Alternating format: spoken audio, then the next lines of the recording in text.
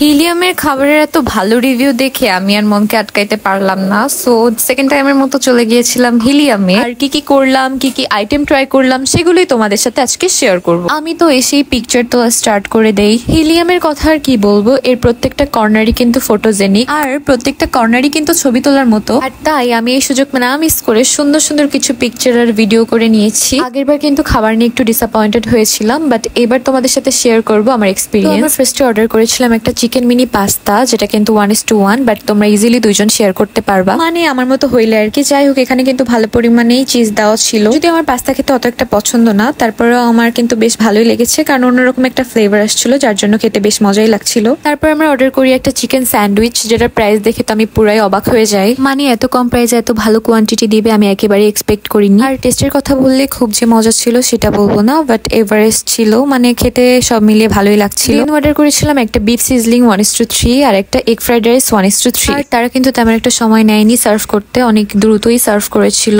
Around 40 মিনিটের মধ্যেই সবকিছু সার্ভ করে দিয়েছিল। আর আমার সিজলিং এর এই পার্টটা অনেক বেশি ভালো লাগে, যখন উপর থেকে ধোয়া ওড়ে দেখতে অনেক বেশি লোভনীয় লাগে। আর রাইসের কোয়ান্টিটিও কিন্তু বেশ ভালো ছিল, তোমরা চাইলে 4 জনও কিন্তু খেতে পারবে। এই খাবারটাও কিন্তু বেশ মজারই ছিল, এবার আমি একেবারেই ডিসঅ্যাপয়েন্টেড হইনি, আলহামদুলিল্লাহ সবগুলো খাবারই বেশ মজার ছিল। একটু ডেজার্ট আইটেম ট্রাই করার ইচ্ছা হইলো, তাই একটা তিরামিসু কেক আর একটা ওরিও চিজ কেক অর্ডার করি। তাদের কাছে জানতে চেয়েছিলাম কোন দুইটা ডেজার্ট মজা হবে, তারা এই দুইটা সাজেস্ট করে। ফেসবুকে অনেক রিভিউ দেখেছি এই তিরামিসুর, সেই জন্যই অর্ডার করি। খাওয়ার পর বেশ ভালোই লাগছিল, নট ব্যাড, বাট আমার কাছে তিরামিসু হচ্ছে ওরিও চিজ কেকটা বেশি মজা লেগেছে। আপনাদের কাছে কোনটা বেশি পছন্দ অবশ্যই জানাবেন। সো আজকের ভিডিওটা ছিল এই পর্যন্তই। আল্লাহ হাফেজ।